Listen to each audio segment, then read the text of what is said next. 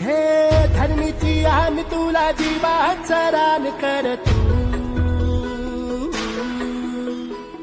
पेटून राहू भार वादळ वाऱ्यात रतू